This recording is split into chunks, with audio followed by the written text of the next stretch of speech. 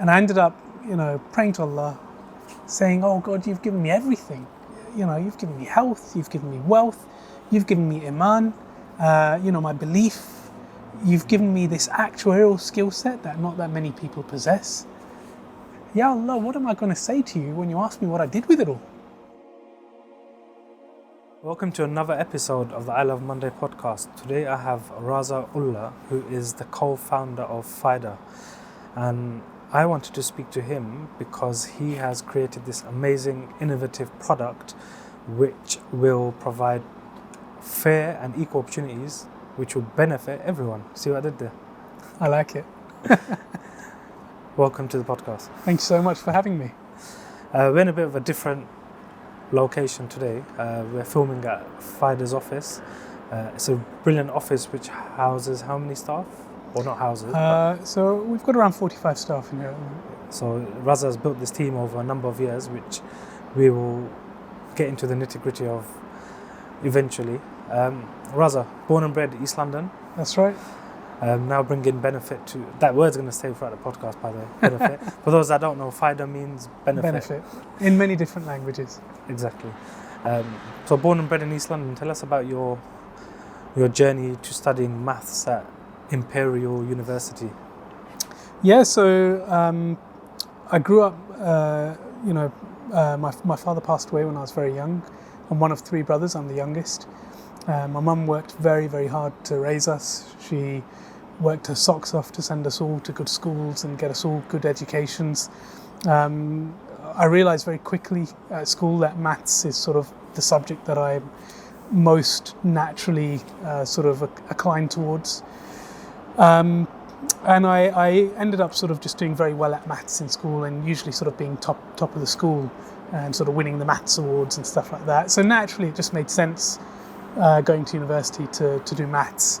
Were you known as this like nerdy genius kid nerdy in school? For sure. I was the kid who at break times, rather than being out playing football, I was in the classroom playing cards with my friends. So I was definitely in the nerdy crew. But yeah, sort of went to university. I got into Imperial, alhamdulillah, and studied maths there, which was just my strong subject. Very quickly realised that there's a lot of people who are a lot better at maths than I am. But that was great. Really enjoyed it there. It was tough as nails, but clearly, a good degree that I came out of it with. Whilst I was at university, I sort of learnt about actuaries. So one of my brother's best friends was an actuary, and just through him I sort of learnt about what actuaries do, and I thought, okay, this is probably quite in line with what I enjoy doing. So then when I was at uni, I ended up interning with PwC in my sort of final summer before my final year of university. I interned with PwC, realised that actually that whole actuarial role was something I quite enjoyed and sort of just naturally found I was sort of just inclined towards it. What do actuaries actually do? Great question. A lot of people will be asking that because not many people have heard of actuaries. So actuaries are complex statistical modelers. We generally work with financial institutions like insurance companies, but also governmental agencies, banks, even sort of as far as the realms of healthcare, you'll find actuaries. And what we do is complex statistical modelling. So I was a capital modelling actuary. You get different types of actuaries. You get pricing actuaries. You get sort of pensions actuaries. I was a capital modelling actuary. My role was, if you think within an insurance setting, an insurance company doesn't know how many claims they're going to get in a year, and they don't necessarily know how much money they need to be holding to pay for those claims, let alone other risks they're exposed to. So my role was to quantify risk for the insurance company and effectively come up with a confidence interval for how much money they need to hold to be certain that they will not go insolvent for the next 200 years, right? So that involved quantifying their insurance risks. So what are their insurance claims going to look like? It involved quantifying their market risks because they had an investment portfolio. What are their investments going to look like? It involved quantifying their operational risks and their credit risk and all these types of risks they're exposed to. And utilizing a concept called Monte Carlo simulation. So effectively coming up with thousands upon thousands of simulations of what the world could look like. So what could interest rates do? What could bond prices do? What could consumer behavior look like? What could our portfolio of customer behavior change like over time? Coming up with thousands and thousands of simulations of what each of these could do and their interdependencies. And then off of the back of that, coming up with one sort of giant distribution of possible outcomes for the company. And then from that distribution, coming up with the amount of money they need to hold to be confident that over 200 years they will not go insolvent. So that in a nutshell is what capital modelling actuaries do. And then you get other types of actuaries, but they all hinge on complex statistical modelling. It does sound quite complicated, but is it like a lot of maths and statistics? Correct. It's a very, very statistics heavy role, which is why naturally I when I was at university, I took all of the statsy kind of modules. So funnily enough, I was much better at pure maths than statistics, but I knew by that stage that I wanted to be an actuary, so I had to work really hard and make sure that I was really strong in stats to then be able to apply that to my actuarial career post-graduation. And how long were you in actuary for? A good 16 years. So actuaries have to study professional qualifications as well. So alongside working, I was studying towards my actuarial qualifications. Actuarial exams are generally considered to be some of the toughest in the world. Roughly 50% of actuaries are still studying after 10 years. I was, alhamdulillah, very fortunate. I got through my exams very quickly. I passed them all first time, which is pretty rare. And as a result, I qualified within 3 years, which is about as quickly as you can possibly do it. Now, the result of that was, and by the way, I don't consider myself particularly clever. I think I'm just good at exams, right? But the result of that was I rose through my career very quickly at PwC. They suddenly realized that because I'm a qualified actuary, they could charge a lot more for me, so they promoted me. And I actually ended up rising through my career very quickly. Even when I moved away from PwC, I moved into the Lloyd's of London marketplace and eventually into the Bank of England. And just that sort of initial baseline set me up. So I rose into very senior roles very quickly in my career within the City of London. And that sort of took me to gaining the skill sets that I ended up actually applying to Pfida today.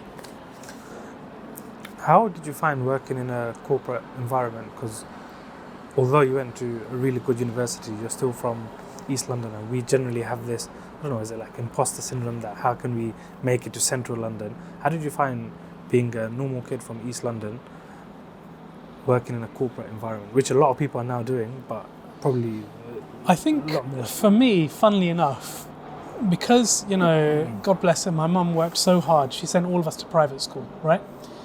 Single mother, she ran a post office. That's all she did, but she just worked her absolute socks off. She managed to send all three of us brothers to private school. So the private school I went to, Forest School, was a pretty good school.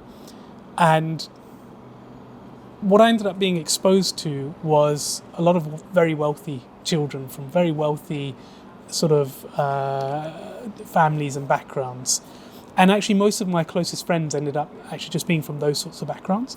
So actually, for me, that transition ended up being a bit easier because I was already exposed to that kind of environment.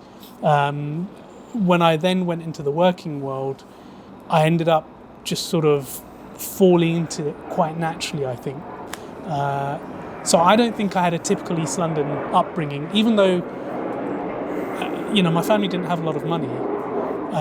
My mum had to rely on sort of scholarships and stuff to get us into private schools. But I was just exposed to that kind of world from a fairly young age, and that was sort of where all my training happened. And I ended up actually taking to the corporate environment quite well. I think, a lot of people hate wearing a suit. I find it odd not wearing a suit. The transition to wearing a t-shirt for me was very, very tough because in my corporate career, I was used to wearing a suit and tie to work every single day. I was used to working very, very long hours when I was at PwC, for example. Many a time I would be working till 11, 12, 1 in the morning and getting a taxi home at that time, having a few hours of sleep, showering and then getting back in the office. Some of my colleagues would end up on occasion sleeping under their desks. That's the kind of environment you're at. Now, I'm not going to say that was easy. It doesn't matter what school you go to or who your friends are when you're growing up. That's tough.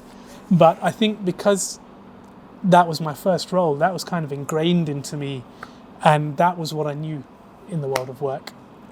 And then actually when I went on to other roles, that just sort of carried with me. So I think it was a combination of things. I think I'm very, very lucky that my mum was able to send us to private school, able to rely on scholarships to get us in. But then also just the very first role I didn't, start off and have to work my way up. I was quite blessed to get into a very professional firm like PwC straight away. And that really just defined my whole career at that point. Did you stay in PwC for the full 16 years? No. So I was at PwC for the start of my career. I then moved into the Lloyd's of London marketplace, and I moved around within the Lloyd's of London marketplace. So for those who don't know, the Lloyd's of London marketplace is a big insurance marketplace. There's lots of different, they're called managing agents. You could think of them like small insurance companies operating within that environment. So I bounced around that marketplace for quite a while. And then eventually I moved to the Bank of England, and I became a risk specialist within the Bank of England, where I was overseeing sort of good practice for the industry. So yeah, quite a varied career. If you think about it, I started off as a consultant at PwC. I then moved in-house at various different Lloyd's of London managing agencies, and then I then moved to the regulator at the Bank of England. So I saw effectively three sides of a coin, right? While you were in the 16 years of the corporate world, PwC, Bank of England and the insurance groups, what was your vision for yourself? Interestingly, when I was at PwC, my career aim was to work my way up, become a partner at PwC, and then stick it out. And then actually sort of, midway through my career, I sort of realized actually, I've only ever been a consultant. And to be fair, being a consultant rounded me. You learn things as a consultant that you don't learn in-house, and you learn things in-house that you don't learn in the regulator. And I realized I wanted to be a much more well-rounded actuary. So I decided actually just being a consultant all my life didn't make sense. And that was actually advice I got from one of the partners at PwC. He sort of did a thing where he invited a bunch of us for dinner at his house, and I had a chance to chat with him and just ask him, what's your advice for someone like me, someone young and ambitious? And he said, don't stay here forever. Work in-house for a bit, work for the regulator for a bit, become well-rounded, see how different businesses work from different lenses. That's going to set you up for success. And I think that's the best advice I ever received. Yeah. And so I did exactly that. I moved into industry, and I realized actually as soon as I got into, so the first managing agency I worked for was Hardy Underwriting. The day I arrived there, I was suddenly treated as a senior member of staff. I was expected to know everything. I was literally second to the head of capital modelling, and I realised I didn't know anything, right? I knew how to write nice reports and how to, I was comfortable standing up in front of board level directors and presenting, and I knew how to do sort of research and put bits of analysis together.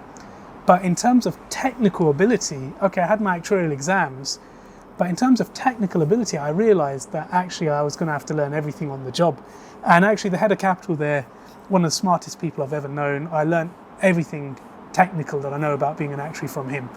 And then I felt like I had my technical experience, I had my sort of well-rounded consulting experience, but then I wanted to just remove myself and look at everything from the regulatory perspective and just see, a different perspective after that. So that's what I did. And I feel like that's what really shaped me. And gave me the toolkit to actually go and actually set up a business myself. Being able to see businesses from inside, from the consultancy perspective and from the regulatory perspective, I got the chance to look at how lots of different businesses operate, from secretary up to boardroom, right? I got to see how different businesses operate at different levels. What does good governance look like? What does risk management mean? And I was able to actually apply that toolkit when setting up Pfida. When is it that you actually decided to set up Pfida? There was a moment I remember you telling me about. There was, yeah. So back in 2016, I was working at the Bank of England, I like telling this story. I've told it 100 times, and I like telling it because it reminds me as well, actually. So I was working at the Bank of England, and I was sat next to a guy called Elliot Luciani Kane, a young 20-something-year-old new grad. And I remember actually kind of boasting to him and saying, Elliot, we actuaries earn a ton of money. Actuaries are very, very well paid because there's not that many of us in the world. So I remember boasting to him and saying, Elliot, we actuaries earn a ton of money. My plan is to retire by the time I'm 40, own a property portfolio and live off of the rental income. And, and that's fine, But Elliot actually wagged a finger in my face. He said, Raza, what you're talking about is going to deepen the housing crisis that we've already got. Whereas with an actuarial skill set, you have a responsibility to work towards fixing it. And he didn't say you have the ability to fix it, he said you have the responsibility to fix it. And I thought, gosh, Elliot's wagging finger struck me like a ton of bricks. And I thought, gosh, first of all, he's schooled me in a very Islamic principle, and I'm a Muslim by background, so he's schooled me in a very Islamic principle, which is that, God has given me a skill set, I should use it for good, right? But second of all, this is a 20-something-year-old new grad telling me something very profound and deep, which had never even occurred to me before. And I just thought, wow, he's actually got a point. I actually have a skill set. I can actually do something good with that skill set. So it was that very same year that I went on Hajj, the pilgrimage to Mecca. And I ended up having a life-changing experience with the seed already planted in my mind. And I ended up, praying to Allah, saying, oh God, you've given me everything. You've given me health, you've given me wealth, you've given me iman, my belief. You've given me this actuarial skill set that not that many people possess. Ya Allah, what am I going to say to you when you ask me what I did with it all? How am I going to stand in front of you and say, you gave me everything I could ask for, and all I did with that was I bought a nice car and a nice house and I took my family on holidays. That's all I did with the countless blessings you've given me. Allah, I'm embarrassed to stand in front of you, and that's all I can say. And I started crying and crying and crying. It was 50 degrees heat. I was in the plains of Arafah, which is a desert, right? I was in the desert sand under the shade of a lonely tree, hands raised to the sky, and I created a river around my feet because I was crying and shaking like I've never cried and shaken before, because I was genuinely terrified of that day standing in front of my Lord and not having a good answer. That was the perspective shift that Hajj gave me when I realized I don't have a good enough answer.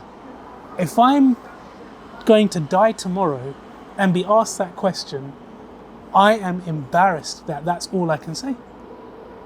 And I realized that I needed to do something about it. And I decided that I needed to just be able to say, Allah, I tried, right? Even if I failed miserably, I wanted to just be able to say, Allah, I tried. Maybe that will be enough for him to accept it through his infinite mercy.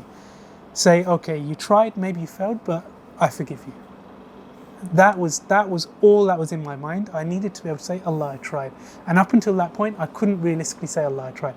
All I'd done up until that point was worked for, big companies that, helping them generate lots of profits. What had I done to help the man on the street? What had I done to help, the financially excluded Muslim population? What had I done to help the people who need help?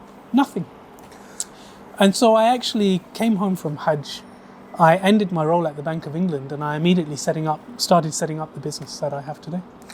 Before that conversation with Elliot, did you have any concern about the housing crisis? Were you just like, I'm just living my life, I'm earning good money, going on holidays, It never crossed traveling? my mind. No, I mean, up until that point, let me tell you, I was earning more money than I knew what to do with. Six figures? Oh, multiples of six figures. Believe me, more money. Right now I'm earning a fraction of what I was earning before. So I'm not doing this for money. I was earning more money than I knew what to do with. I was very good at my job. I was very well respected in industry, not just by my employer, but I'd been around the market and I was very well respected in industry. And I loved my job. I had no reason to leave, and I had no reason to consider anything else other than what I was doing, because I was living a great life. But I came to this realization that, the life of this world is fleeting. You can't take it with you when you go. I came to this realization that there's a much greater need, and I had to do something to leave my mark, leave a legacy, and be able to say, Allah, I tried. And it was as simple as that. And that was what changed my perspective in life. And I had to have a very difficult conversation with my wife, because I had to literally say to her, I gave up my role just after my firstborn, right? Just after my daughter was born. It's not easy. That's when I gave up my role. And I had to have a very difficult conversation with her and say, we're used to luxury. We're used to having anything we need without even having to think twice. The road ahead is going to be very tough. And there may be times when we don't have much money, because I know the life of an entrepreneur is very difficult. And let me tell you, Zaid, for the first 5 years, I didn't earn a penny from this business. I was just working off of my savings, right?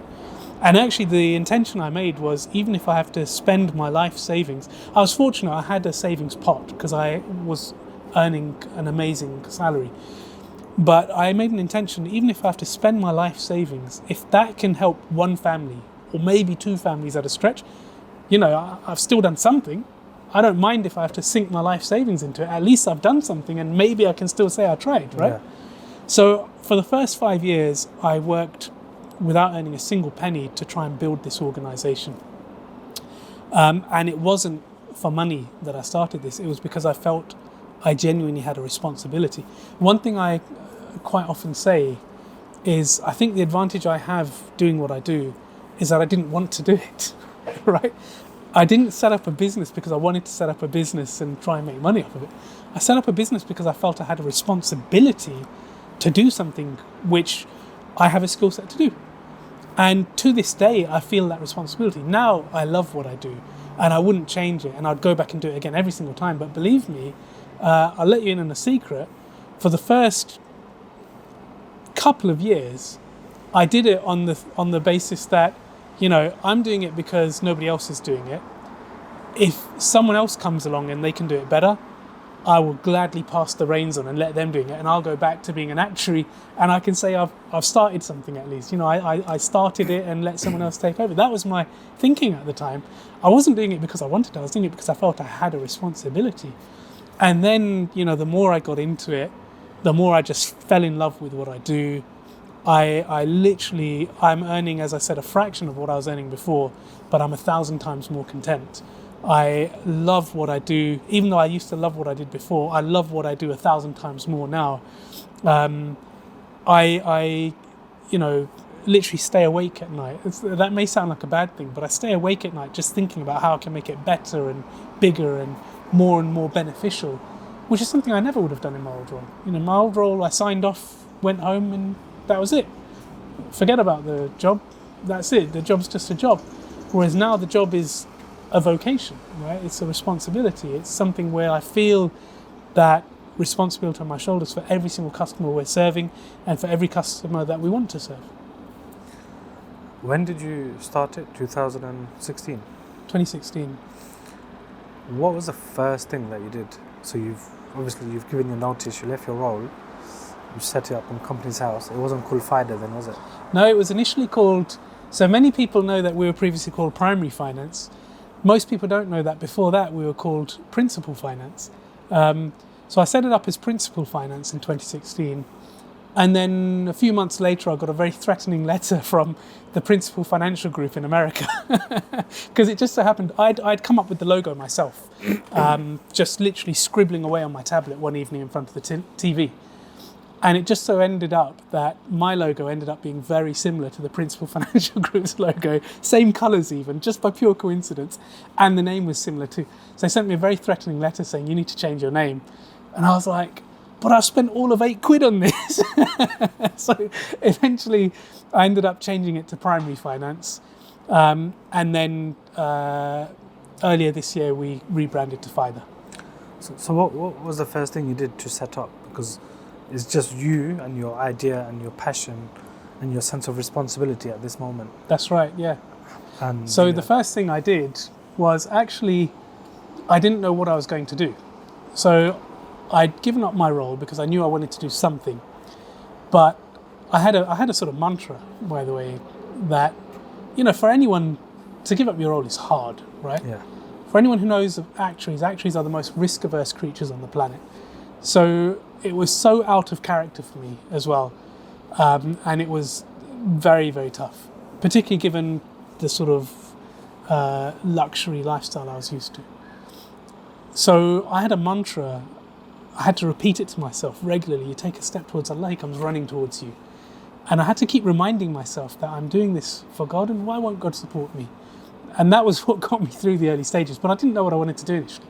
So I literally sat at my desk at home for the first period of time thinking, right, what am I going to do? And I thought about doing charity work, and I realised, well, there's lots of fantastic charities doing great work. Maybe that's not my skill set, maybe that's not my calling in life. And then eventually, rewinding to the conversation with Elliot, I realised, okay, the housing market, that's something where I feel like I can do some good. And I knew that, you've got Islamic mortgages, and there was a bit of sort of grey contentious areas with those. So I wanted to come up with a product that was, as pure as can be, where there's no room for dispute, no room for grey areas. It was just a very simple, clear product built from the ground up to be very fair and ethical. And so I ended up spending the next few months at my desk just structuring that, using a common sense approach. I had never picked up a book on Islamic finance before that point, but I understood finance. And so I just used a very common sense approach to come up with what I felt was a fair and ethical structure for home buying. And I didn't look at existing products. I just came up with a brand new product. So then I came up with sort of bones of the structure. I designed all the algorithms for the pricing. I designed the pricing tool. I actually even wrote out the terms and conditions all by myself. I then realized, having drafted the terms and conditions, I realized, well, I'm no Sharia scholar, so I need an Islamic finance expert who understands Sharia but also understands English law and can tear this apart from both angles and make sure it's watertight. So I then started reaching out to all of my contacts saying, do you know any scholars who are proficient both in English law as well as Sharia? And I spoke to a good friend of mine at the Bank of England who was heading up the Islamic finance division there. And he said, you should speak to Sheikh Badr al-Hassan. And I thought, who's this Sheikh Badr al-Hassan? I've never heard of him. And little did I know, I'd actually studied Arabic with him in one of my summer holidays at university. But I knew him as Salman Hassan. And Badrul is actually his legal name, but I knew him as Salman Hassan, which is his given name. So I said, all right, put me in touch with him. So he arranged a phone call between us. We got on a call together. About half an hour in, we both went, hang on, I know you, right? And then it felt like sort of everything in our lives had sort of been leading us towards that point where, we had the right skill sets that just complemented each other perfectly. So I asked him initially to come on as a consultant and just review the contracts. And then after working together for a bit, we realised we were on exactly the same wavelength, and I asked him to come on as a partner in the business as well. Okay, so just say you have a person who wants to buy a house and they need finance. Now they found a house, price of 500 grand, they have 100,000 deposit, bit of their own saving, bit from mum and dad. How does your model work, and how is it different to other Islamic finance products? Yeah, so just before getting into that, it's important to highlight, what we do. So we provide an alternative way for people to buy homes. It's an alternative to a mortgage, and it's important to understand that it's not a mortgage. It's actually a very different model altogether, and I'll get into that in just a minute. The other thing, interestingly, we do is also savings accounts. And again, it's important to note that they're not bank accounts, so they're not deposits. They're more like investment savings accounts. And we can get into that a bit as well if you like. But the idea is that everything is built on very ground up ethical and Sharia-based principles, and that's the fundamentally important thing. In terms of how the home buying product works, to understand our product, you first need to understand the two extremes of home ownership. So the one extreme is buying a house with a mortgage, right? So the bank lends you money, you take that money, you go and buy a house. You now are the owner of that house, 100% owner. It's almost a fictional ownership, because actually the bank has a legal charge over your house in the background, and they can take it away at any time if you don't pay them back the debt. So really, they're the ultimate owner. But anyway, you have all the risk in the property because on the landlord records, on the land registry records, you are the owner. So that's one extreme where you buy the property up front, you take all the risk in the property. If something happens to the property, it's your risk, right? You still owe that money to the bank. The bank doesn't take the risk in the property, you do. The opposite extreme of home ownership is renting, where the landlord owns the property. So you don't own any of the property, but you also don't take any sort of responsibility over the property. It's the landlord's responsibility. So if anything happens to the property, it's the landlord's headache, not your headache. You can sort of wipe your hands clean and move on if you need to. Our product sits in the middle between the two of those. So you can think of it as sort of a part ownership, part rental model, where we go in as partners. So rather than us lending any money to you, we buy the property together with you as partners. So let's say it's a £100,000 property, and just to make the maths really simple, you put £50,000 towards it and we put £50,000 towards it. So you can think of it as a 50-50 partnership, right? Now, you can choose to rent that property and live in it. And instead of paying rent on the full property, you would just pay rent on the share that you don't own. Now, your only obligation is to pay your rent, right? Just like when you're renting from a landlord, your only obligation is to pay your rent and take reasonable care over the property. As long as you're doing that, all of your obligations are fulfilled.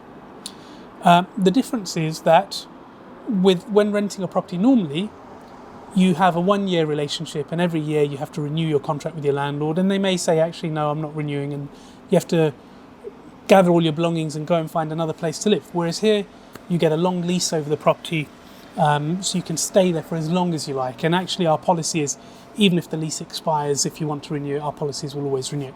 So you can basically stay there for the rest of your life, if you like, right? And all you have to do is pay your rent on the share that you don't own. Now, we know that our customers aren't coming to us to rent a property. Our customers are coming to us because they want to ultimately own that property. So we facilitate that, and our customers can choose to buy the property from us as well if they want to, but with absolutely no obligation. The way to think of it is, you're renting a property from your landlord. You can go to your landlord at any time and say, Mr. Landlord, I would like to buy your property from you. And the landlord might say, yeah, fine, here's the property, it's worth X, you can buy it from me for this amount. It's exactly the same with our product. The difference is that you are part owner and part tenant, right? So you own, in this example, 50% of the property, or you're 50% partner already. You're renting 50%, and now you can choose to buy the remaining 50% whenever you like. And you can buy it all at once, or you can buy it gradually over your time. So if the customer says to us, right, I'd like to fully own the property after 30 years, what we'll do is we'll do some maths to help you understand your objective. And we'll say, okay, to achieve your goal, here's how much equity you would need to purchase from us every month, so that after 30 years, you've bought all of the equity and you are the 100% owner of the property. Now, that is just maths. You don't have to stick to it. There's no obligation. It's just to help you understand your objective. But you can go higher than that if you want. You can go lower than that if you want. You can throw it out the window and just rent if you want. The key is there's no debt here, no obligation to buy our share from us. Now, what we want to do is incentivize you and help you achieve your goal. And the way we do that is we say, right, whenever you stick to your target payment, which is your rent, plus your target level of equity purchase, we're going to give you a rental discount. And that's your incentive to stick to your goal. So to put a numerical example against it, in the example I gave, you're paying £500 rent on our share of the property. That's the fair rent to pay just to rent the property, which is what you'd pay to a landlord to live in it, but you're only renting half of it instead of renting the full thing because you own half of it, or you're a partner in half of it already. So now we'll say to you, okay, you can pay £500 per month rent, no problem, that's the fair rent to pay to just rent the property. But if you pay a little bit extra, let's say, as an example, £600, right? Whenever you pay that little bit extra, £600, we're going to give you a rental discount. And the rental discount can be quite substantial. It's typically at least 5 to 10%, but it can actually be as high as 30%, and in some cases even higher. So let's say we're going to give you a 30% discount whenever you pay that £600 monthly target payment. That means in that month, instead of charging you £500 rent, we're going to knock 30% off of that. So we're only going to charge you £350 rent in that month. And the remaining £250 of your £600 payment will go towards equity purchase. So that helps you to stick to your goal of achieving full home ownership over time. And it means that as long as you can afford to pay that little bit extra, it makes absolute sense to pay that little bit extra because you get a whopping rental discount whenever you do, and that way you get the best rate of finance. So that's how our product works, and you have absolute flexibility. So we've got an app. Think of it like the Uber app, right? Just like in Uber, you can manage your taxi orders, you can see where your taxi is, and you do everything from your smartphone. You don't have to phone the taxi company anymore. You know exactly what's what at all point in times in real time. That's what we've created with our tech, right? So you can go into your app, you've got your customer dashboard, you can see all the metrics in front of you. So you can see how much equity you've purchased, how much is left to purchase. You can see what your monthly target payment is and how that breaks down between rent and equity purchase. You can see the difference between your discounted rent and your undiscounted rent. You can see your future projected payments. You can see your total cost projection. All of the information you could possibly want to know about your agreement, you've got it on your dashboard. But then you can also go into the app and you can change your payments from month to month, which is something you can't do normally. So the way to think of this is imagine a conventional bank mortgage or even an Islamic bank mortgage, right? And you're paying £1,000 per month.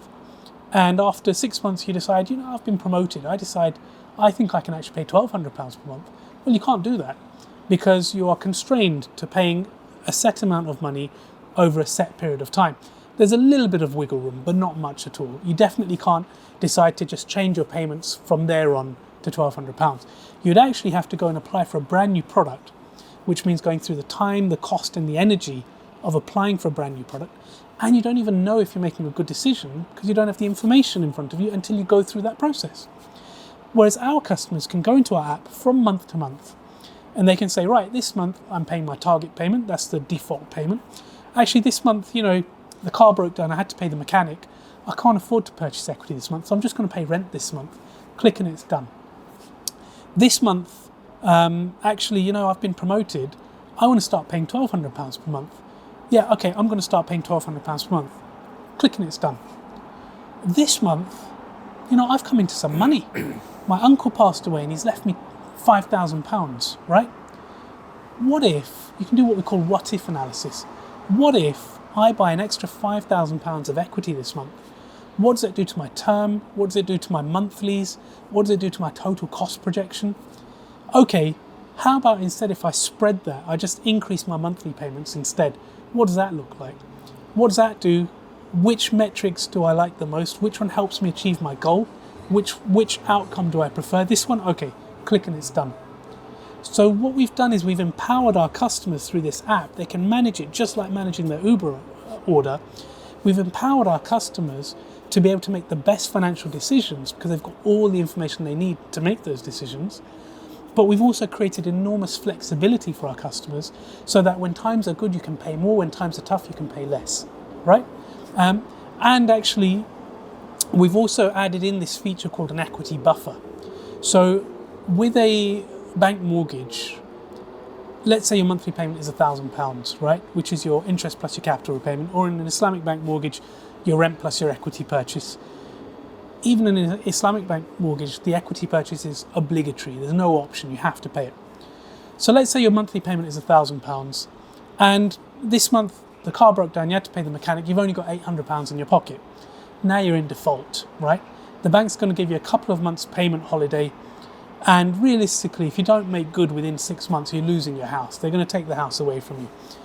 I personally think that should be criminal, right? You're down on your knees, you're already going through the hardest time of your life.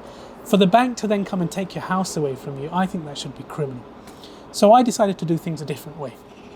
I created this notion of an equity buffer where every time you're buying equity, you're getting tangible equity. You're actually getting share certificates proving that equity ownership, right? So you can actually fall back on what I call your equity buffer.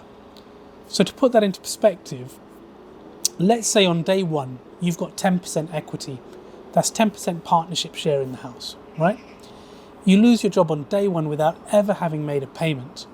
First of all, let's say your monthly target payment is £1,000, which is your rent plus your target level of equity purchase. The equity purchase is optional, so you can choose to just pay rent, which may be, let's say, £600, right? But now you can't afford to pay your £600 because you've lost your job. you can pay us with equity instead of cash. So you can actually sell some of that equity back to us, sell £600 of equity back to us, and you've paid us. Instead of paying us in cash, you've paid us in equity. We don't see that as a default. You've still paid us. So now you've got a massive buffer in times of difficulty. If you lose your job or going through the hardest time of your life, you don't have to think, God, how am I going to pay the mortgage? You know that you've got this buffer to fall back on. You can live in the knowledge that you've still got a roof above your head, so that you can focus on what's important, getting back on your feet, finding another job and starting to make payments again. And to put it into perspective, an average customer, if they've got 10% equity buffer and they lose their job on day one, that 10% will last our average customer 2 to 4 years. So that's 2 to 4 years of security in your home if you lose your job on day one, which is the most extreme scenario. Much more likely, it may be down the line when you've been purchasing equity. If you've been sticking to your monthly target payments, you've been purchasing equity. The average customer in our portfolio actually has around 7 years of equity buffer now. And you can see how that increases over time. So you've got an unprecedented level of security in your home, so that even if times get difficult, you know that you're protected. And this is something that no one else offers. How is your rent calculated different to the other Islamic banks? Yeah, so a conventional bank mortgage will peg to interest rates. Yeah. They'll base it on the Bank of England base rate, right? Islamic banks will actually calculate their rent based on the Bank of England base rate, and as the base rate fluctuates, the rent will fluctuate as well. We do it differently. So what we do up front is we look at your property, we look at the location of the property, and we try and come up with what we deem to be a reasonable range for the rent of that area. Now, that's not an exact science, and we're not trying to come up with the exact right rent. We're trying to come up with what we think is a reasonable range, because in some areas the rental market is very fluid and some areas it's not, and it's much harder to determine. So we use open market information. We come up with what we think is a reasonable rental range, and we try and make sure we are within that range. We then have to overlay that with other information. For example, we have to look at business strategy. We have to look at how much margin we need to make as a business for this deal to be viable for us. We need to look at what the competitors in the market are doing. We need to look at the overall economic environment. We need to overlay all of these other business and strategic considerations. And ultimately, really what it comes down to, Zaid, is how much do we need to charge to be able to make enough money to justify our own existence as a business, right? I mentioned we do savings accounts as well. The way our business model works is people open investment savings accounts with us. That money we use to fund homes. Now, whatever our savers are requiring in terms of a profit return on their savings account, that dictates ultimately how much we end up having to charge to our customers. But we try and make sure we are within a reasonable rental range. So what that means is we're not necessarily going to be in the middle of the range. In some areas, we may be in the middle of the range. In some areas, we may be at the top end of the range. In some areas, we may even be at the bottom of the range. But we want to make sure we're within a reasonable range, right? But ultimately, it comes down to what do we actually need to charge to make money as a business. It's as simple as that. And if you think about what a landlord charges when they're charging rent, most landlords have a mortgage, right? Most landlords will charge a rent that covers their mortgage and leaves them a bit on top. Yeah. Right? It's as simple as that. And that's exactly what we're doing. So that is how we charge rent. Now, beyond that, so that's how we set the initial rent. After that, the rent is fixed 1 year at a time, just like with any other landlord. And there's a rent review at the end of each year, just like with any other landlord. But what we've done is we've made our rent review mechanical. So there's no subjectivity involved. So the way the rent review works is our tech is plugged into land registry information, and it looks at sold house price information in your postal area on a 5-year rolling basis. And it says, right, okay, if house prices have been going up, your rent is going to go up. If house prices have been going down, your rent can even go down, which landlords wouldn't typically do, right? And then we cap it so that your rent is never going to move by too much in any given year. So it will move up and down in line with your local property market. So your local area rather than macroeconomic indicators rather than interest rates. And it will be capped so you're never going to get a shock, right? And we've calibrated those caps to make sure that your affordability stays roughly constant over time. So to clarify, your product has no relation to the interest rates. It's simply as business as a whole and what you've kind of targeted as a profit for your savers. Exactly. Now, there's no getting away from the indirect impact of interest rates. Yeah. Because realistically, what do we have to offer savers to attract money, right? If the Bank of England base rate goes up, what happens is banks and other savings providers increase the amount they're offering on their savings accounts. Now, we have to try and be competitive. So if other savings accounts are offering more, there's pressure on us to increase how much we're offering on our savings accounts as well. So when we set our initial rent, it's going to be based very heavily on how much we're having to offer our savers to attract capital, right? But thereafter, it moves completely in line with property prices, not in line with interest rates at all. But again, interest rates will have an indirect impact on property price movements. Yeah. There's no getting away from that, because that's the economy we operate in. Yeah. But the point is, we aren't pegging to interest rates, and we are charging genuine rent as opposed to interest. So what happens if a person, they bought the house, they've lived there for 5 years, and now they want to upsize and rent this property out? How does that work? So if the customer is buying the property from us, right? One thing we could do is we could get the property valued each time they want to buy some of it from us and say, okay, the property price has gone up, now you have to pay us this amount for this share of equity. But we realise very quickly that actually property prices in the UK tend to go up 5 to 10% per annum across the board, whereas wages in the UK, if you're lucky, go up 1 to 2% per annum. So we realised very quickly, if we were to keep revaluing the price of the equity, our customers would never be able to get to full ownership. It would become more and more unaffordable over time. So actually what we decided to enact our vision of increasing home ownership, particularly amongst Muslims, we decided that our policy will be, whenever the customer is buying equity from us, we will actually always sell it to them for whatever it cost us. We make our money off the rental income. That's our business model. Now, if the customer wants to sell the property and move on, we're partners in the property. We've taken genuine risk in the property. A bank won't take risk in the property, we do.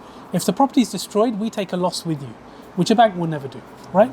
So we're genuinely partners in the property. So if the customer is selling the property, realizing a profit and moving on, it's fair in that situation. They take their share of profit, we take our share of profit, which is just dictated by the partnership shares, right? But your question was, what if the customer needs to upsize? Let's say their family's growing, they need a bigger house. Again, we want to facilitate that. So if they're selling the property because they want to buy a bigger property with us, the way we facilitate that is we say, okay, you take all of your share of profit, we're only going to take half of our share of profit and gift half of our share to you. And that way we facilitate you upsizing and buying a bigger house. So we try and be as generous as we can possibly be to our customers at all stages, whilst also trying to be fair to ourselves as a business, because we are genuinely sharing in the partnership, we are genuinely in it together as partners, and we are genuinely taking risk in the property as partners. You mentioned that the property price stays the same. So when someone wants to purchase it, their share from you, they don't pay more, they don't pay less, they pay whatever the value or whatever the price agreed was when they first purchased the property. Yeah. So you're saying that if we go back to the 100,000 scenario and they've paid 50,000, so in 20 years, if they've just paid the rent and they've saved up 50,000, they can just pay that 50,000, and Absolutely. even if the property price is 500 grand. Absolutely. This is what we are gifting to our customers, because we've realized that, you know, the rental income we make is sufficient for us as a business. We can actually have a viable business just by earning money off the rental income. So this is our way of uplifting the community, particularly the Muslim community, who are financially worse off than average and one of the most financially excluded segments of society. This is our way of uplifting the community. And I need to be clear that our product is for anybody and everybody. It's not just for Muslims. Anybody is welcome to buy with us. But it's been designed with Muslims in mind who have very particular needs of avoiding riba, avoiding interest, right? So it's been designed with Muslims in mind, but it's a product for society. By nature of the fact that it's Sharia based and very ethical, it's a product that appeals to everybody, right? So we took the decision actually to gift all of that upside to our customers, to increase wealth amongst the community, particularly amongst Muslims who are financially worse off on average than the average person. what's the feedback you've received from the homeowners that you've lent money to, or you financed rather? Alhamdulillah, our customers are overwhelmingly, is very, very satisfied with the service. I mean, you can go onto our Trustpilot, the reviews speak for themselves. You can go onto our YouTube channel.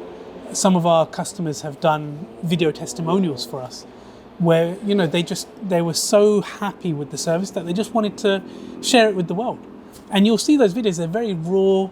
It's not us going in there with a filming crew. It's them at home on their smartphone, just speaking from the heart and telling the world about their experience with Pfida. So if you want to know what our customers think about us, go and hear it from the horse's mouths.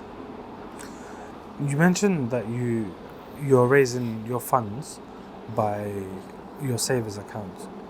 But what if how do you facilitate for everyone through your savers account? And do you have to raise capital through your large funds as well? You think about how the banking industry works. How does a bank work? A bank has two key functions. One is a deposit taking function where people store their money to keep it safe. The other is a lending function. And the deposits that banks take on form most of the money that they use to actually lend on mortgages. Yeah. The reason that principle works is because you've generally got more people depositing money than the number of people looking to buy a home, right? So that is our principle. What we're doing is effectively we're leaning on what the banking industry has been doing very successfully for centuries, but we're just doing it in a very ethical, very halal framework. We know that model works because the banks have been doing it for centuries. We know that model is scalable because the banks have scaled it. It's just a question of how long it takes to scale. Right now, we're still fairly young as a business, and there is exponential growth. We're seeing exponential growth in the take-up of our savings accounts, and over time, inshallah, we expect that to continue growing and growing and growing. Now, one thing we're working very hard to do is to, educate the community as to the benefits of our savings accounts. And there are several benefits, particularly for Muslims actually, but also for non-Muslims. If you think about what your money in a bank account is doing, first of all, if it's in a bank, you know that the bank is using that money to lend with interest. If it's a conventional bank, it's lending with interest. Even if it's not a conventional bank, it's, if nothing else, putting people into debt, because even Islamic mortgages are based on debt, right? But also it's much worse than that. Whether it's an Islamic bank or not, the way banks operate is on the principle of fractional reserving. Now, fractional reserving is where if you put £100 into your bank account, you may not even realise it, but the bank is lending £98 of your money to somebody else on a mortgage, right? So your bank balance still says £100, but somebody else now has £98 to walk around with to buy a house with. The bank has actually created £98 out of thin air. This is called the money multiplier effect. They're literally printing money. Now, what does this do? This has several different consequences. First of all, because they're printing money, that creates inflation. As the supply of money increases, the cost of goods and services increases. So by putting your money in a bank, you are pricing yourself out of the market because you are feeding into that inflation, right? But also, the people who suffer most from that are the poor. Because as inflation causes the cost of things to increase, wealthy people can deal with that. They've got enough money. But poor people fall further into poverty as a result of that. And actually, you're devaluing your own wealth, because by putting money in a bank, the cost of goods and services is increasing. Your money now buys less. You're devaluing your own wealth by putting it in a bank account. So forget whether it's an Islamic bank or a conventional bank, that fractional reserve methodology is the same for any type of bank. Whether engaging in halal financing activities or not, for me, is besides the point. The banking system leads to this super inflation we see in house prices, where even wealthy professionals can't afford to get onto the housing ladder anymore. It's because of this fractional reserving system where banks are leveraging and leveraging and leveraging, and that's causing the cost of houses to go up and up and up, right? So we have ourselves to blame. What we should be doing is we all need a current account for day-to-day transactional needs, fine. But we don't need to be putting all of our life savings in there. When you put your life savings in a bank account, you're getting no return on it, whereas inflation is causing things to cost more. Yeah. So your value is the value of your wealth is decreasing. So what we should be doing is putting enough in a bank account to service our day-to-day needs, maybe for the next 6 months, how much money we need for the next 6 months. The rest of our wealth, we should be upskilling and investing wisely. And there are lots of different ways of investing now. Even if you've never invested before, there are lots of platforms which make it easy for beginners to be able to invest in a very low risk measured way and get a decent return. One of those opportunities is our investment savings account, where you don't need any investment experience whatsoever. You need to understand it's not a bank account, right? Your money is being used to buy property. As long as you understand property, the risk with property is, imagine you have £100,000, you use it to buy a property. Property we generally don't consider to be risky, right? We consider it safe as houses. Yeah. But there's risk when you buy property. If a hurricane blows that property into the sea and there's no insurance coverage, you've lost your £100,000, right? So the way our investment savings account works is the money you put in with us, let's say you put £100,000 with us, rather than it going into one property, it's spread across our entire property portfolio. Now that means you're spreading your eggs. You're getting what's called diversification benefit. So even if that worst case scenario happened to one of our properties, if one of our properties was blown into the sea by a hurricane and there was no insurance coverage, okay, maybe there's going to be a little bit of a loss. But if that property is worth 1% of our portfolio, the loss is going to be 1% as opposed to your full £100,000. And that nets off against the return that we're paying you as well, which at the moment we're offering some of the best returns on the market, inshallah, on our savings accounts. So as long as you understand it's not a bank account, it's an investment account, as long as you understand the risk profile, which is the risk of property, bricks and mortar property, then you don't need to understand anything about investment. We do all the work for you. It's a place to park your capital. You get, inshallah, a monthly target return, and you don't have to do anything. And you can treat it like your bank savings account. And if you need your money out, you can give notice and you can get your money out as well. So if someone wants to withdraw funds, it's not like a bank account. They can go to the cash point and pull it out. It's an investment account. So how long does it take? And it's also investing in property. It's not investing in trading 2-on-2 stocks and shares where you can again withdraw it straight away. So how long does it take? Yeah, so we've designed it to work very similarly to a bank notice account. Again, I reiterate, it's not a bank account. It's an investment account. But we've designed it to operate very similarly to a bank savings account. So for example, paying out dividends on a monthly basis rather than quarterly or annually, right? Also, if someone needs an exit, right, we recommend giving us minimum 3 months notice. Now, the way it works is, the money you're placing with us, we're putting that into properties. So if you need your money out, rather than you waiting for those customers to buy those properties, what we do is we say, okay, we're going to use new money to exit old money. So it works on the principle, just like a bank, that there's usually more money coming in at any given time than leaving, right? So as new money comes in, we use that to provide you your exit. Now what that means is, again, I have to highlight, it's not a bank account. With a bank account, you get a 3-month notice account. That's a type of bank savings account. That means when you give notice, in exactly 3 months' time, you're going to get your money back. Here, it doesn't work quite like that. It's an investment account. So when you give notice, what we do is we raise new money to exit you. So that means on some occasions, we've been able to return money much quicker than 3 months. Actually, in some occasions, we've even returned money within 1 week. We can't always promise that, of course, right? It could, in theory, take longer than 3 months, although it's never taken longer than 3 months. Alhamdulillah, we've always been able to return within 3 months or sooner, right? But that's why we say give us a minimum 3 months notice, because the way it works is we open a window every 3 months for people to open accounts with us. We know every 3 months we're expecting a large influx of money. And that's why we say give us minimum 3 months, because then we know at the next window we expect a large influx of money, which we can then use to provide you your exit. I'm flipping between home ownership and the savings account, but back on the home ownership front, how many homes have you funded? Yeah, so inshallah, we're very soon going to fund our 100th home.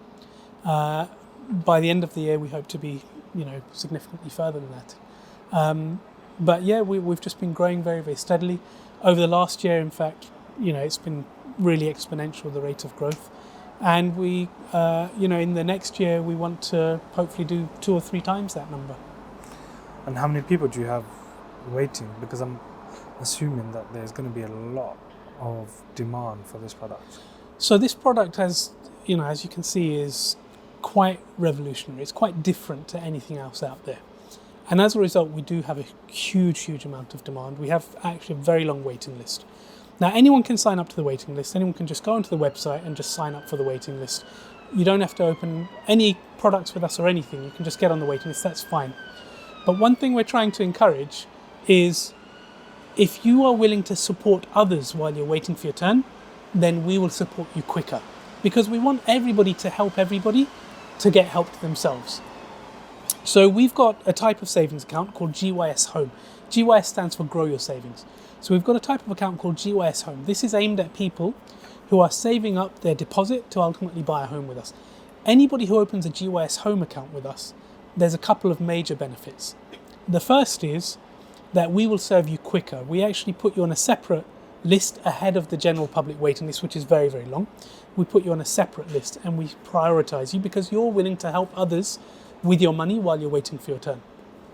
But secondly, when your turn does come, we offer preferential rates, exclusive rates, only to people who have opened a GYS Home account with us in advance. And those rates right now, at the time of recording, are some of the best rates on the entire market, even when comparing to conventional mortgages. So imagine you can buy your home, pay similar or less to what you would pay elsewhere, but never be in debt, have complete flexibility over your payments, and never have to worry about the roof over your home. That is what we are offering. But to get all of those perks, you have to be willing to help other people as well while you're waiting for your own turn. So that's how we structured it. Anybody who opens a GYS Home savings account with us, we prioritize them, we serve them quicker, and we give them an exceptional rate of finance when their turn comes. And that's the payoff for being willing to help others in advance. If someone has their property on a conventional mortgage and they want to switch to Pfida, essentially remortgage with Pfida, can they do that? So the short answer is yes, but there's a bit more to it. So if someone has an investment property, i.e. a buy-to-let property, they're not living in it, they're just renting it out. If they want to refinance that over to Pfida, no problem at all. We can do that. That's no issues. If it's a home they're living in and they want to refinance over to Pfida, it can be done. We've got no issues with it. But because the structure is slightly different, it incurs additional stamp duty for the customer. So right now we can do it, but it's very expensive and we don't recommend it. If you don't mind paying a few extra £1,000 in stamp duty, no problem, we can do it. But we don't have to sell the house to Pfida and then Exactly. People who open an investment savings account with us, they become part owner of this entity that owns all of the underlying property. So what you're doing is you're getting ownership of a company that owns a whole load of properties. That's what you're getting when you open an investment savings account with us. So the way our home ownership structure works, that entity owns the property. The customer is a part owner in that entity, and our other investors are part owners in that entity, and that dictates your partnership share, right? So if you have a mortgage on your house and you want to move it over to us, let's say you've mortgaged with a conventional bank. Right now you are the owner of that property. So to move over to us, what you'd have to do is you'd have to transfer the ownership to our funding vehicle. That would incur stamp duty. And then you'd have to buy it back again at the end from the funding vehicle, which would incur additional stamp duty. So it will end up being very costly, so we don't recommend it. What we are doing right now is we are working on a new structure to try and solve this issue and to try and help people either who have existing mortgages and want to move across, or also people who, for example, have a right to buy property, council right to buy, because again, the ownership becomes a problem there. With right to buy, the ownership has to move into the customer's name, whereas right now ownership is taken by the funding vehicle. So we're working on a new structure to get around these sorts of satellite issues and be able to help a wider and wider group of people, inshallah. I think I've asked pretty much everything to do with the actual product. Is there anything else that it's worth understanding how stamp duty works, because people often ask us how does stamp duty work. So it's important to understand, there's two transactions happening here. When you buy a property with a bank mortgage, a conventional bank mortgage, you take ownership of the property on day one. So you are buying the property, you pay stamp duty on day one, all right? With our structure, it works differently because the funding vehicle, Pfida Finance, buys the property. It pays stamp duty when it buys the property. You are buying the property at the end. You buy it off of the funding vehicle at the end. That's when you pay your stamp duty. The way to think of this is, imagine you're buying your property off of your landlord, right? And your landlord says, yeah, sure, my property is worth £400,000. You're welcome to buy it from me for £400,000. So you buy it for £400,000 and you pay stamp duty on that £400,000 purchase. With us, it works differently. Imagine your landlord said to you, actually, I bought it 30 years ago for £100,000 and I paid £5,000 stamp duty at the time. It's now worth £400,000, but I will sell it to you for £105,000. That's how our model works. So we're selling it to you for a £295,000 discount in this situation. Some people often say, oh, I'm paying stamp duty twice. Well, no, you're not. Because just like if your landlord sold you his £400,000 property for £105,000, you wouldn't say you're paying stamp duty twice. You're paying stamp duty on a £105,000 purchase and you're getting a £295,000 discount on the value of the property. That's what you're actually getting. Yeah. So you're not paying stamp duty twice. When you buy the £400,000 property from your landlord, that incorporates the stamp duty that he originally paid 30 years ago, plus the increase in property value. What we're doing is incorporating the stamp duty when we purchased it, but we're not charging you the increase in property value. That's the way to think about this. So you're not actually paying stamp duty twice. You're actually, in the example I've given, getting a £295,000 discount. And actually, if you were to pay stamp duty on your £400,000 property, you'd pay more stamp duty compared to if you paid stamp duty on a £105,000 transaction. So when a person buys a property, just say they buy 50% and Pfida Finance buys 50%, does the buyer then pay 50% of the stamp duty when they purchase their share? So initially, the funding vehicle purchases that property for £100,000 and it will pay about £5,000 stamp duty. We will then say the acquisition cost of that property is £105,000. Now, if the customer is putting £50,000 towards the acquisition, then the customer has a share in the property of 50 out of 105,000, right? And then the customer buys more shares up to 105,000, and then the ownership transfers over to them, right? That makes sense. So the customer could pay £55,000 initially or £45,000 initially. It's up to them how much they contribute initially, but we will say the acquisition cost is £105,000 in this example. Does that make sense? Yeah. And then when the ownership transfers to them, they will be buying it for £105,000 and they will pay stamp duty at that point in time on their £105,000 purchase. When you initially set up Pfida, what kind of challenges did you have from the community? Because it's a different product. It's not obviously the conventional bank. It's different to Islamic Bank. It's a very clean method in terms of you own this, so you don't pay rent on this, and you just pay market rent on 20%, 30%, whatever you don't own. But it's a very unique and innovative model. What kind of feedback did you have and challenges from the community? So what we found was the first reaction people have quite often is, when you say, oh, we're doing a halal home buying product, it's an alternative to a mortgage. The first reaction we quite often get is, oh, it's just interest dressed up in another name. But alhamdulillah, what we found is when we explain the product, people get it and they realize, okay, no, this is different. This is actually a very different product to a mortgage. This is genuine rent. This is genuine partnership. And actually, people warm to it very, very quickly. And what we found, we were very, very lucky that, I'll tell you about how we launched this business. We did our first few pilot properties by going to the community and raising qard hasana. So we went and did talks in a few different masjids around the country, and we said, look, this is what we're building, and maybe we won't be able to benefit you with it because it will take us a while to build, but maybe we can benefit your children and your children's children. This is how it works. If you want this to come to market, we need your support. We need you to chip in and help it happen. And we're very fortunate that the community rallied behind us. Alhamdulillah. Literally within the space of 6 months, the community had given us so much money that we were able to fund our first 8 properties, alhamdulillah. And we raised that qard hasana with a 10-year time frame to repay it because we were buying properties, right? Property is a long-term investment. So we said, look, we can't give you any return and we're going to need 10 years to repay it to you.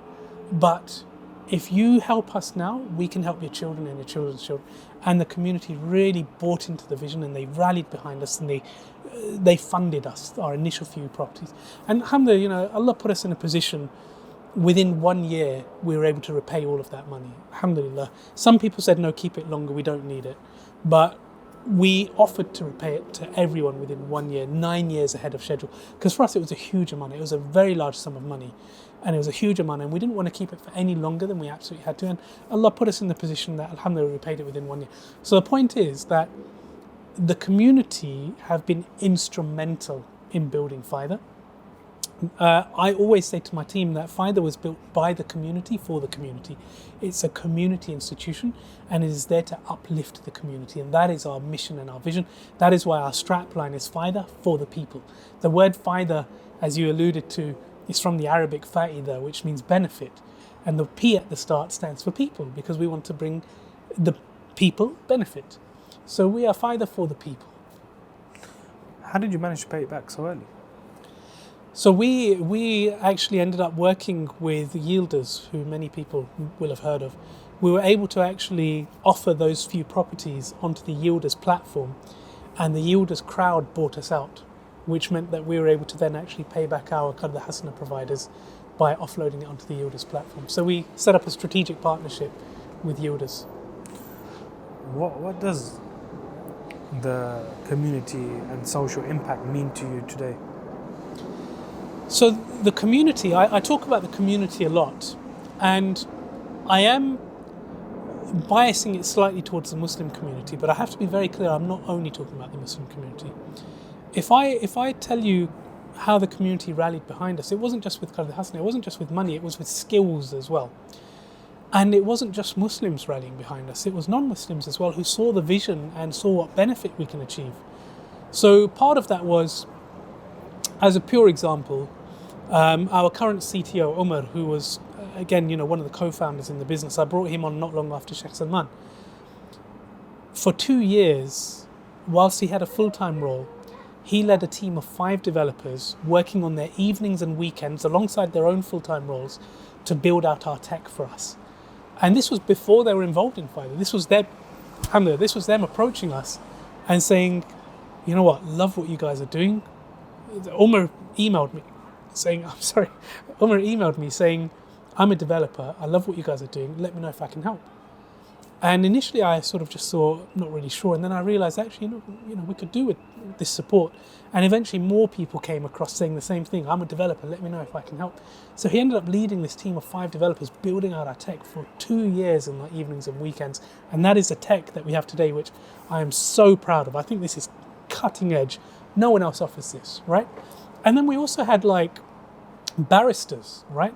We were going to, at the time they were called Queen's Counsel, now they're called King's Counsel, the top barristers in the land, because we needed legal opinions to set up our legal infrastructure, our agreements and terms and conditions. And we had some of the top barristers in the land, not Muslims, just people who were academically inclined, really saw the value of what we were doing. And, whereas some barristers were quoting 50 to 100,000 pounds for an opinion, we had some barristers saying, you know what, I love what you guys are doing, I'll do it, and I'll only charge you a couple of £1,000. We got King's Counsel opinions for £2,000. That is unheard of. So I'm not just talking about the Muslim community, I'm talking about the community of supporters, the people with a capital P, who believed in the vision of Pfida and helped bring Pfida about. That is the community that I'm talking about. In terms of social impact, what we are doing is we are helping people into home ownership free from debt. No debt, no interest whatsoever. If you think about it, your money in a bank account is being used by a bank to put people into debt and riba. Fact. Whereas what we are doing is saying, instead of leaving your money in a bank account where it's fueling debt and riba and it's fueling this economic instability from fractional reserving that I've talked about, put the money with us. We are going to use it for one thing and one thing only, which is to help people into debt-free home ownership, where they can live in dignity, live according to their values and beliefs, knowing that they are not coming anywhere close to riba. And we know in Islam the severity of dealing in riba. It's been likened to fornicating with your own mother. It's been likened to waging war against Allah and His Rasul. Imagine if that is the severity of dealing in riba, imagine the reward of helping people to avoid riba. Imagine the reward of helping one family to avoid riba. Imagine the reward of helping dozens or even hundreds of families to avoid riba. That is what we are creating with our savings accounts, because every penny that people put into a savings account with us is used to help a family avoid riba. We know there is an increasing number of Muslims shying away from buying a home because they don't believe in any of the mortgage products available on the market today. Whether they be conventional or Islamic bank mortgages, an increasing number of Muslims are becoming disenfranchised with the existing products and just shying away from home ownership altogether. Home ownership amongst Muslims is declining year on year on year, whereas we are now helping that very financially excluded segment of society, as well as any other segment of society who wants to own their home in a very ethical, debt-free, principled way. We are helping those people into home ownership who would otherwise never have a chance of getting into home ownership. That is the social impact that we are having. So the team that you recruit, do you make sure that they believe in your vision as well, or is it more you recruit them for the skill set, or like a bit of both? One thing that's really important to us is that whoever we're recruiting, whether Muslim or non-Muslim, and we are an equal opportunities employer, it's important that they understand the Pfida ethos. And we have an employee handbook, and the Pfida ethos is central to everything we do.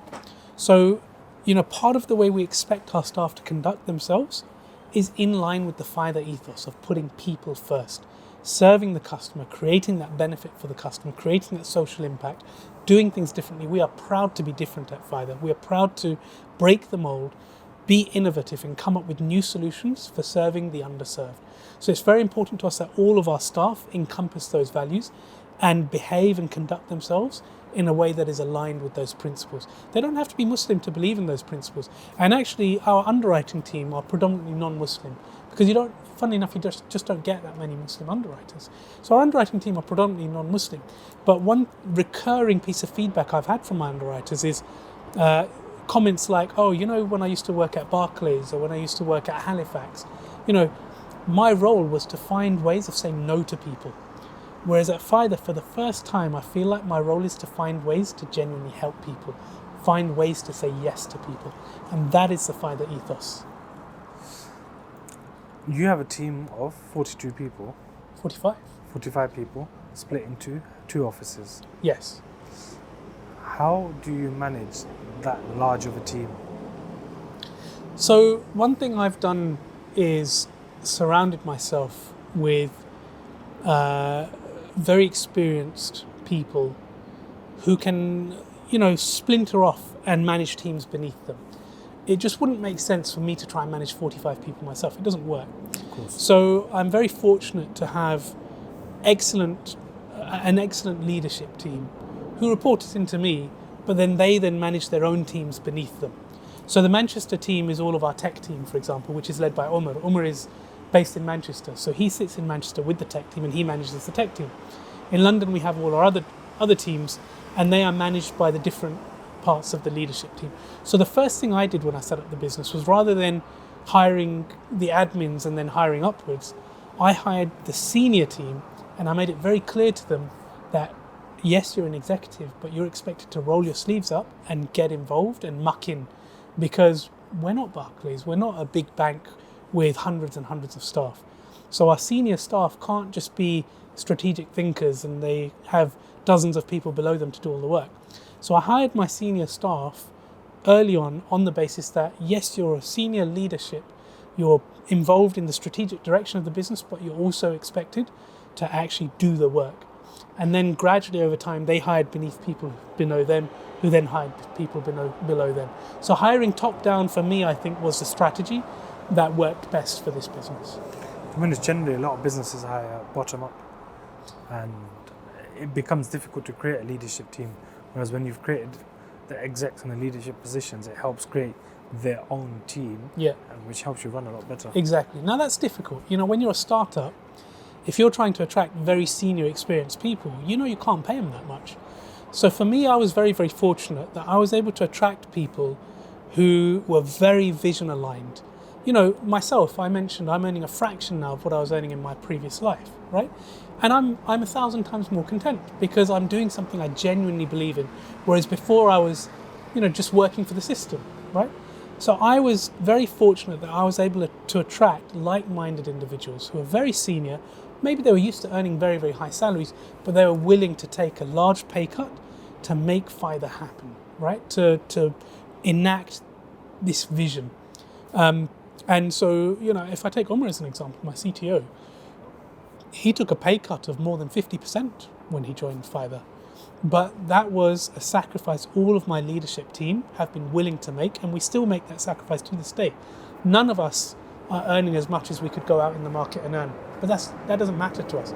We're doing this because we believe in it. You mentioned before you started Pfida, you had to have a conversation with your wife, and obviously it's a big jump, it's a scary jump. How is your family life now after spending 7-8 years with Pfida? Yeah, I think I'm just starting to get to the point where I've got enough staff that I can start handing over more and more responsibilities, and I can focus more on being a CEO. Like, some people will have noticed I've suddenly started becoming a lot more active on social media, for example, especially LinkedIn. That's because before I just didn't have the time. I was wearing 10 different hats, trying to do everything myself. And that did have an impact on my family life. In the early days, I was working literally 24 hours a day, 7 days a week. And it was having an impact on my family life. And it was very unfair on my family. And eventually, not too late, I realized, okay, that's not fair on my family. So I decided very early on that, okay, I'm at least going to protect weekends. Okay, it might mean I'm doing even longer hours on the weekdays, but at least on the weekends I can dedicate time to my family. So that was something I decided very early on. And now I'm getting to the point where, yes, I still work long hours, but not as long as I was working before, because now I've got a well-trained team of people who have teams beneath them, who are actually, we've got processes and governance in place, and it's starting to become a reasonably well-oiled machine, and I don't have to constantly keep such a close eye on everything. Yes, I keep an overall eye on everything. Ultimately, the buck stops with me. Everything is my responsibility as the CEO of this business. But I know that there's certain things that I can trust more and more people to get on with now, which I couldn't necessarily do before. So over time, I'm not going to say that I'm ever going to get to a 9 to 5. I don't think that's ever going to happen. But over time, I'm able to at least do more and more reasonable hours and dedicate more and more time to my family. And I think it's about just striking that balance. If there was one thing you'd do differently with Pfida from when you started, what would it be? Oh, tough question. I think every stage of the journey is a learning experience, right? And you sort of learn as you go along. There's some things which, hindsight is 20/20. In hindsight, would I have made this decision? Would I have made that decision? Maybe I would have done things differently. If there's one thing I would have done differently,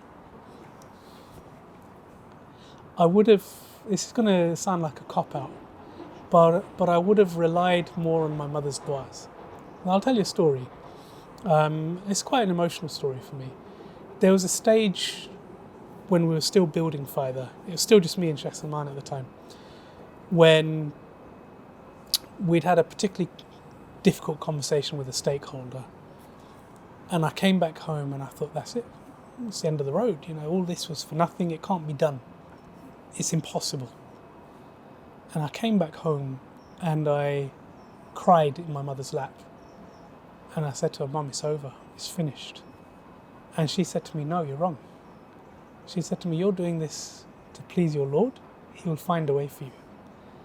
And I had the audacity to say to her, no, Mum, you're wrong. You don't understand. It's easy to say that, but you don't understand. It's over. It's finished. And she wouldn't have it. She was like, no, you're wrong. I'm right, you're wrong. And I just feel ashamed that I said to her, Mum, you don't understand. This isn't just about du'as.